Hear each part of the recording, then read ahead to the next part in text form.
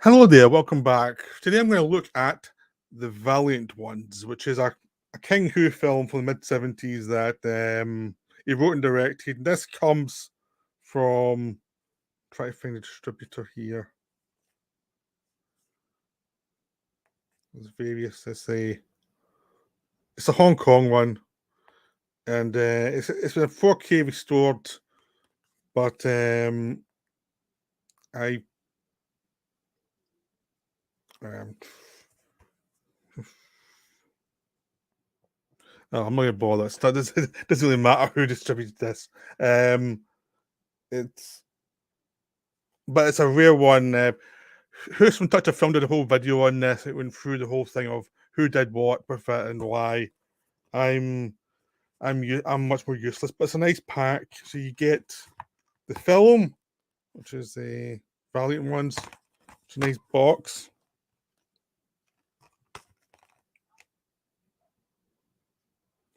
And you get the booklet, which you get in English and I think it's Cantonese. So you get two languages showing you the film. Now, this is a film that's hard to get hold of. It was, it came out and has been on YouTube, but it's, you know, not a very good print. The actual film here has been restored, but it is very limited editions. So I did see who's talk about it, and he gave a link in his video about it. So you go touch a film and you'll find the video pretty quickly, and you can get a link to where you can buy it. So I did that, and it took him a month or two, but I did get it. So and I was very impressed by the quality of the film when I got here. So it came out like in between a bunch of like really strong films.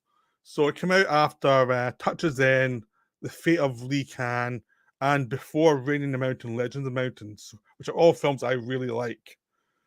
Come Drink with Me and Dragon are all two of King Hu's great films. So it's really like a strong selection of films.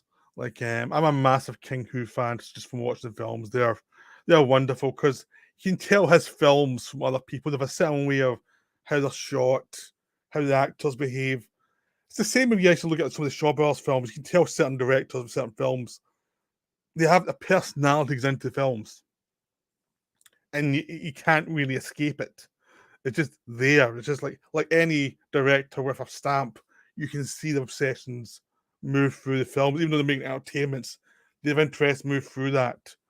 And one of the things King Hu did, I think, was he was probably the best person to film fights because he can move the camera and actually also the camera in the right position. So you not only cover the fights of and what you need to see, but you actually will cover the fights in a very expressive way, where he could have a shot moving to the side with the fighters, and you get a sense of the emotion of the fighting. He can not cut much or quick cut, and you give you an idea of why and the emotion of what they're doing, why they're doing something, why they feel a certain way. He knows how to use edits to actually give you a sense of both where you are in the story, but also where you are in the psychology of the characters. And you also have to vary the fights so that each one feels different. Each one is specific to the character and who they're fighting. So you get a lot from both the fighting style and the way he shoots it. So you get a sense of if someone's moving fast with quicker cuts. Like it's implied, certain things are implied. You don't even need to see how well that character is destroying someone else. Or if it's two masters, you'll pull back and you get a sense of the movements. It's just there's always a sense for him, like the camera work's just not covering something. The camera work is part of the experience of the film, and you get that a lot in this film. You get a sense of you're always everything. Like the camera work's always there to serve the story and the emotions of the characters. Now, the story itself is based on Chinese past where the Japanese pirates would come and raid the seas and raid some of the land areas of China. And China was at this point in the I think it was Han Dynasty, and they were not exactly defending themselves very well. I probably got that wrong, but of the actual which dynasty it is. But they were corrupt. There's a lot of corrupt people there. There's lots of deals to be made. So the people who are sent by the emperor to go and solve this problem were sent to areas where they had to actually deal with either incompetent generals or corrupt officials. So no matter what they did, they could not get anything done. So the emperor sent this guy there that he trusts a lot, this older guy. And this older guy realizes after very quick dealings with this situation that he's in over his head and the people he has around him are not up to the task in any possible way. Like, all they're going to do is embarrass themselves and him. So he brings in another fighter to lead a group who can actually take on these pirates and destroy them and do it tactically in a way that makes sense. So the lead of the anti-pirates says, I'll bring more people in. I know who I can trust, I know who I can use to actually do this. So he brings in his team, and of course, because it's a team, you get to see everyone's talents and how good they all are at different things. But you get to see that in the fights themselves. They don't do the big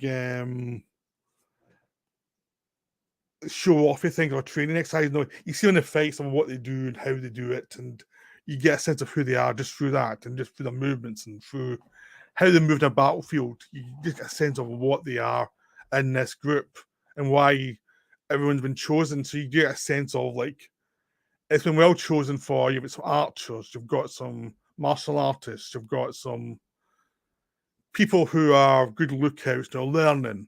You have other people who are on their way up, they're not maybe not top level yet, but they're good for certain things they can do to help the people who are the experts. And you get a sense of this is a team that actually works very well, and it's been well chosen. And they don't have to explain stuff to each other as they go through the film, as they go through all these tactics. It's like there's certain things that are implied, they know that the other members of the team will just keep up, really. And the big thing is everyone in the team has to be able to adapt to improvisation, because they may have a plan, but the enemy also has a plan, and maybe their plan will ruin the other person's plan. So you have to adapt as you go. Now, one of the best examples of this is really early, where they allow the people to find them. It allows the pirates to find them because they want to see. They put the pirates up close, and they're laying a trap for the pirates. And they're just sitting at their base, just playing games and talking to each other, seemingly. But it turns out the game itself isn't actually a game. They've placed all these dots on. It's actually tactics, and they move them around so everyone can see where they're meant to be going without speaking at all. And it gives you a sense of the slow build up of what the enemy doing, because they build up the enemy. You see some of them, but you don't see every movement of the enemy. You also see them thinking it through and what they do and what they plan and what do they want.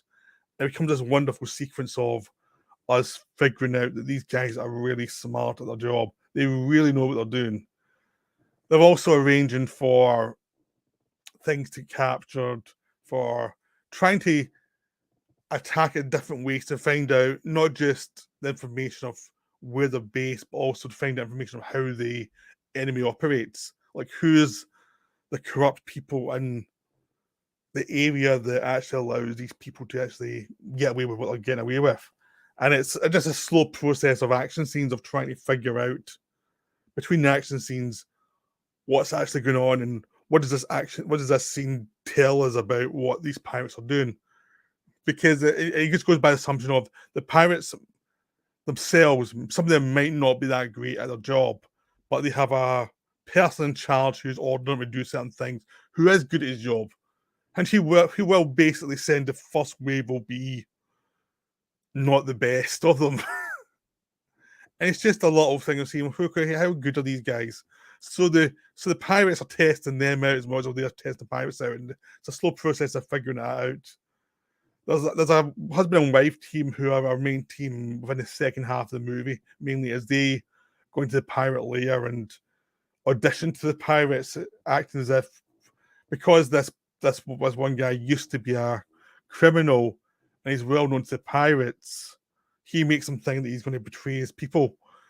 But the pirate king wants to actually see how good he is. So you get a whole section of him showing how he can tear apart anybody in the court, and so can his wife. And there's lots of things like that going on. There's a lot of sense of details building the characters up and getting you more sense of who they are continuously. So in the first half of the movie, this guy who is the best fighter in the film is a good fighter, but he's not the top guy. He's like he's almost like the second in command. But in the second half of the movie, it's switched. Basically, the guy who's in charge becomes like the secondary lead, and this guy becomes the lead. And it's because he's more focused on what they're doing, and the leader of the group trusts him to go and do what he needs to do, and gives him backup, but lets him actually take charge. So you get a lot of sense of the group through that as well. The sense that they trust each other to say, okay, it's your turn to be in charge here. This is more you. And they move around and actually adapt to whoever's really leading at any time of any battle.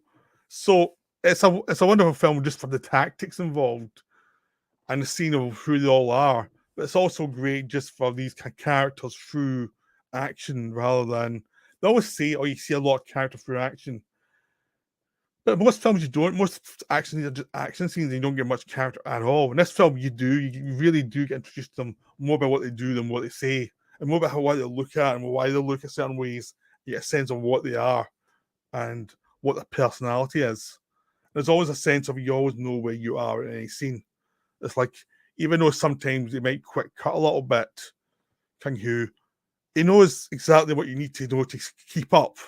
It's not like quick cut on Michael Bay where you sometimes are thinking, okay, where am I? Like, am I supposed to know where I'm going? No, in King Hu, you know you're meant to be, but he adapts the style for the scenes to give you a sense of what they are. But he also always lets you know where you are in the story. And because this build is so good, you're always enjoying just watching them, like two groups facing off against each other. And you know one group's going to win, the heroes are going to win, but they make it much harder for them. And not all of them get alive, obviously. But it is quite brutal to see how damaged both sides get by the end of the film, just how brutal some of it can be, and how unsentimental some of it can be. It's a film, a young Sammo Hung as one of the villains. It's kind of weird because at first I was like, is that Sammo? And yeah, it was. It was like, wow. And it's quite interesting to see him in that kind of lots of makeup playing a Japanese man and not looking at all Japanese. The idea of making him Japanese and making him really pale and hoping it'll work. It doesn't, but it's a wonderful image. It just makes him look like he's a bit camp, but because Sammo doing it and he's good with what he can do, he's still a menace in the film. So this is another great King Hu film. That's another triumph that you have to see. It's just wonderful. Because it hasn't been that well known, I'm trying not to say, this happens, I remember that happened. I'm trying to give you an idea of the film without telling you all the beats of anything. It's kind of tricky, but I try to limit the beats you probably figure out.